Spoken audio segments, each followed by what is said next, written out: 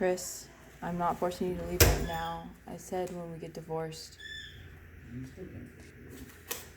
Chris, if it's my house and I can force you to leave, well, I'm going to, because obviously you cannot respect the living area. I just made like one mistake when I was high and drunk last night. That's not my problem. You made that mistake, and we're not talking about it in front of the kids. Also, I'm recording you, so please stop. I don't care if you record me. You can record me all day if you want. You're not listening to me. Chris, you're not listening to me. You're not listening to me. I've asked you multiple times up there. Okay, does your mom have to let your dad live with her? No. How about your grandma? When she was with your grandpa, did he have to live with her? No. Yeah, because she was nice and allowed it to happen. I've been nice and tried to allow it to happen. Chris, we're not talking about this in front of the children, 1. And 2, you don't get to choose the consequences of your actions. I'm doing anything wrong. You think having sex in the living room isn't doing anything wrong when your children have a clear view, obviously, the whole entire room? Is that not wrong? You think it's okay? Am I going to really get you on camera saying you think it's okay to have sex in the living room when your children's bedroom door is right there and can clear view of the living room? Or are you that delusional? Tell me, are you delusional or are you an asshole? You're being an asshole to me because you're like holding up these ridiculously high standards constantly for everything. I would say that's considered sexual harassment or indecency. Doesn't matter. You were in the living room. I told you not to do that. This is my house. If you would like to continue this conversation, we can go somewhere else. However, you know it's not my problem that you chose to have sex in the living room. I told you not to do that and you chose not to listen. Okay. Okay, let's go in there.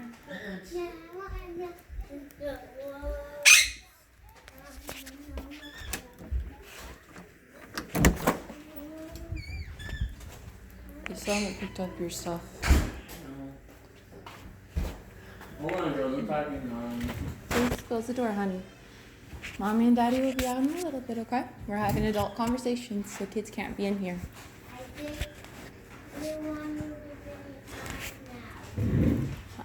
If you go get an apple, you can have that for snack, okay? Just forget that this happened.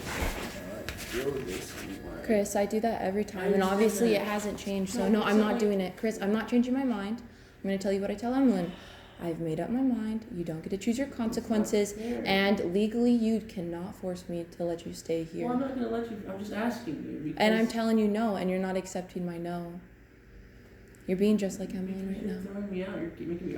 I'm either going to it's not kill throwing myself you out. or I'm going to starve to death and die. There's no way I can live Chris, out there. if you do anything, that is your problem. Okay. I don't choose the You don't consequences. care. You don't care if I kill myself. You don't care if I starve to death.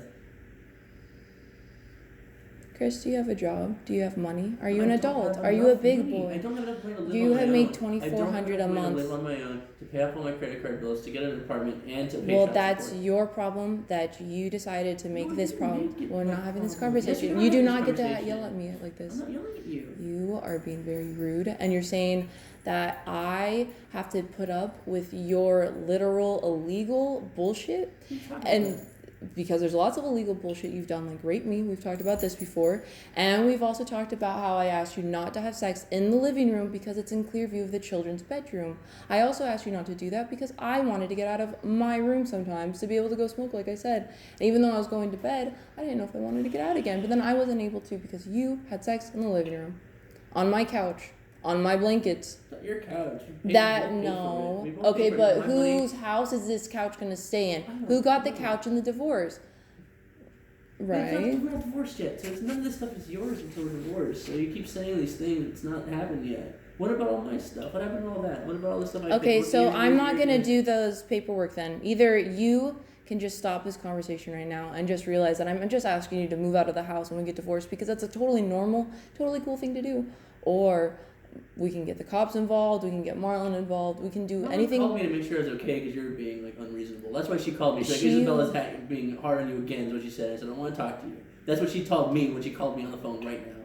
Because she knows you're acting too hard on me. Again. No, she knows how to calm me down because you're a narcissist. And she knows how to calm down narcissistic parents because both of hers were narcissists. Sure, you can. Okay, then do you want me to call her right now? Let's call right now.